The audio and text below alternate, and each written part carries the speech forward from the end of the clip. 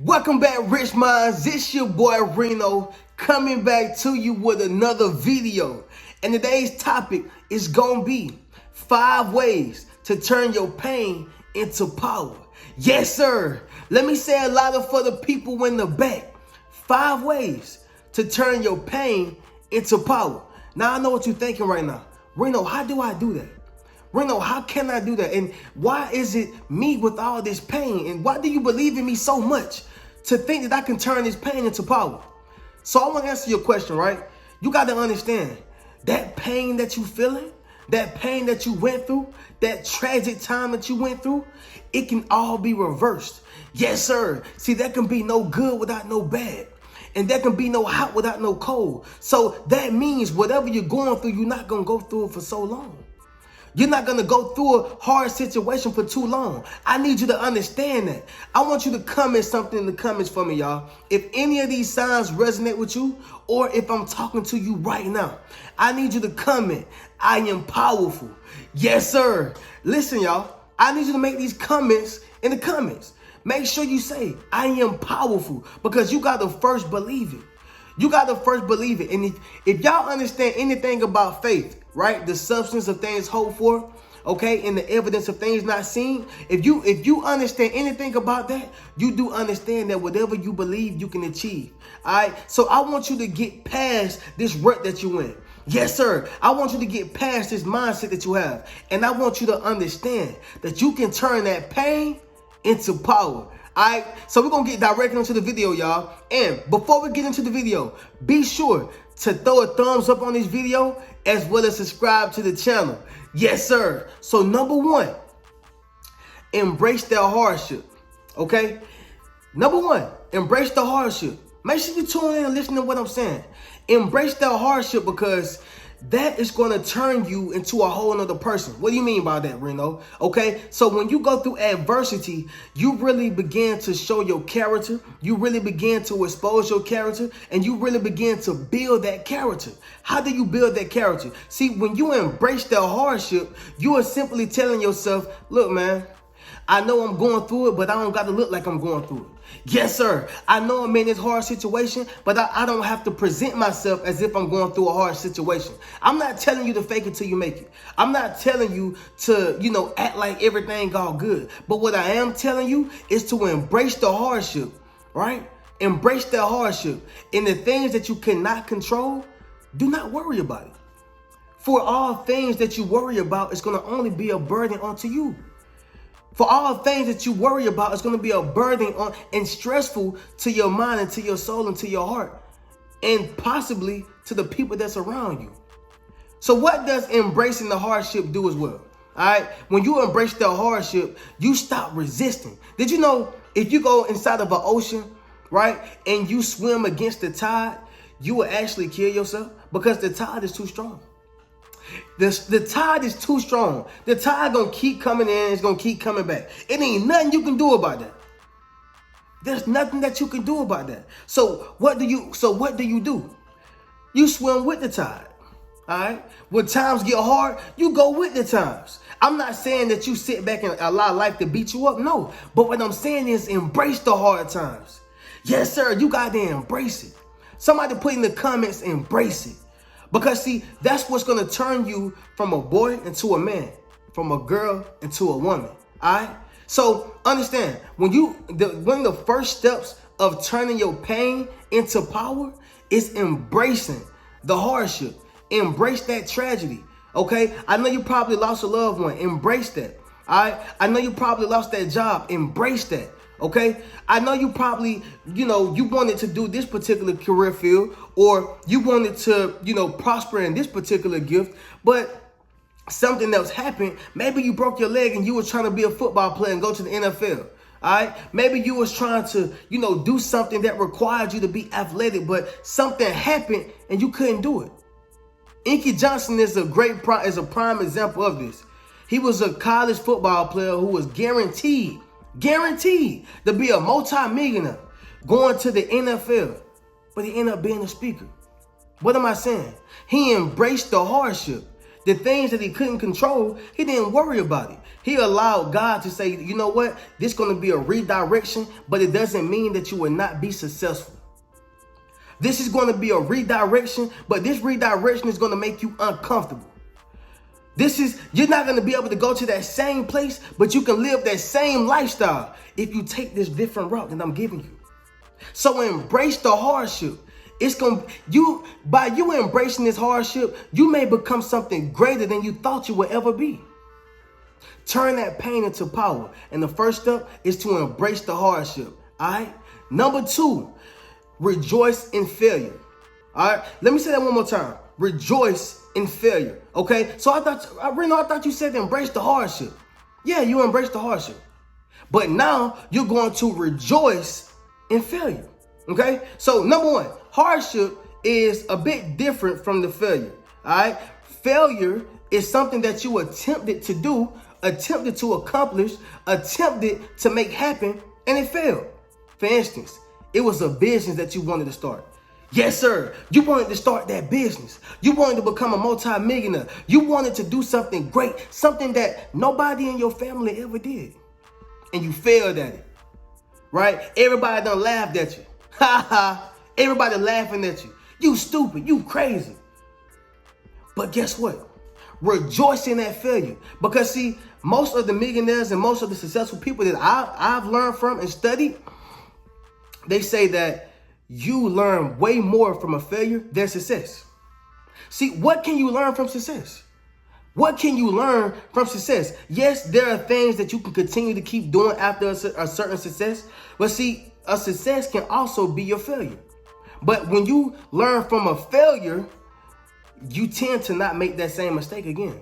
What am I saying? Rejoice in the failure. Become happy within the failure. Don't become happy with, I lost, I'm happy. No. Rejoice in the failure because that loss just became a lesson. Yes, sir. We're talking heavy, y'all. That loss just became a lesson. And so the fact that you're rejoicing in the failure is making you a better person. The fact that you're rejoicing in the failure, you're understanding how to deal with adversity. The fact that you are rejoicing in the failure, it shows you how to become a stronger person. Right? A lot of people don't like to rejoice in the failure. A lot of people just want to win. But do you know how boring, how bad, and just how life would be if you could never fail? You would never be able to appreciate the wins. You would never be able to appreciate the lessons that you learn. Look, I use this analogy. A kid who have parents as millionaires, if those millionaire parents do not show that kid what it's like to be broke, if they don't show them what it's like to be in poverty, and let me not say just hardcore poverty, but what it means to work for something, okay? Because obviously when you get out the hood or when you get out the ghetto, you don't want your kids to go exactly through what you went through, but you also want them to understand the principles of responsibility. You also want them to understand what it's like to have to work for your money. Not necessarily work like a slave, but understand that in life, I don't care who you are, nothing is given to you. All the millionaires had to work for that.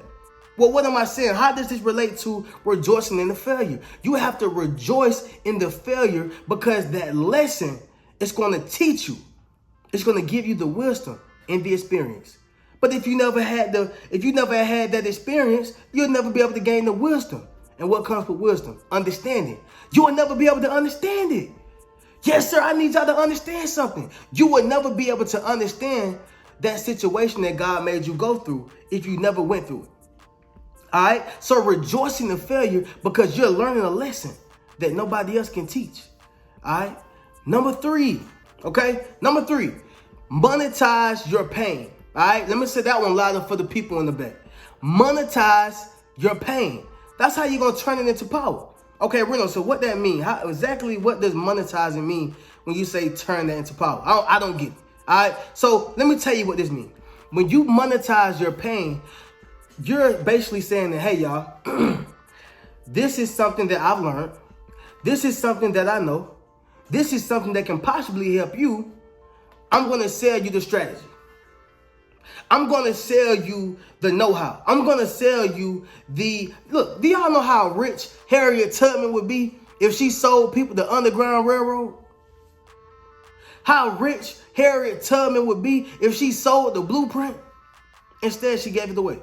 Which I'm not saying that she should have sold it before all the people who say, Reno, I thought you was for the blacks. I'm not saying that. What I'm saying is simply that when you learn something and that pain that it took for you to learn, you can monetize that and you can help a person not go through that by buying your strategy.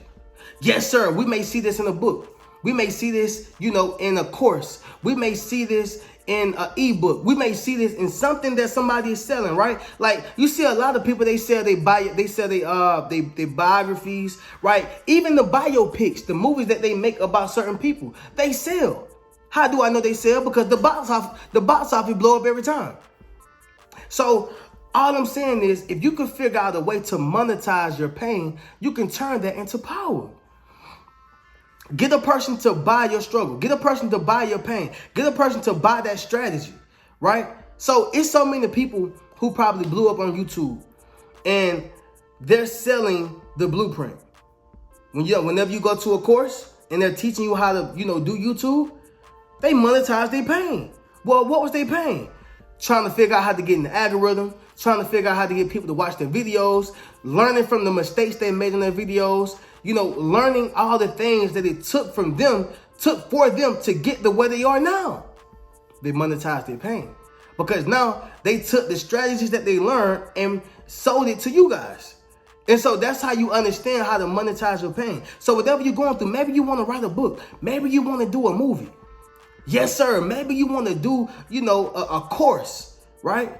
Maybe you have become a successful CDL truck driver and you got the steps from 1, 2, 3, 4, 5, 6, from A to Z. You can show a person all the things that you went through by monetizing your pain. Monetize your pain. And that's how you're going to turn it into power. All right. Somebody comment, this is good. If it's good right now, y'all. Yes, sir. All right. So Number four, you want to convert that pain into pressure. All right. See, pressure made diamonds. Pressure made diamonds. So that hardship, that tragedy, that pain, that everything that you're going through, allow that to mold you into a diamond. Right? Allow that to mold you into a diamond. So Reno, what do you mean by that? What do you mean by that? Let me get a little deeper. Yes, sir. Let me get a little deeper for y'all. So what I mean by converting that pain into pressure, allow that pain to exalt you and break you out of that shell that you was in and turn you into the person that God called you to be. Allow that pressure allow that pain, right, to be converted into pressure and to break you out that shell that you was in, right, and allow you to turn into the person that God has called you to be. That's what pain can do. A lot of people, who became successful, it was some type of turn back moment that they had in their life. It was something that they had in their life that was like, hey man, you gonna have to be homeless or you gotta be successful.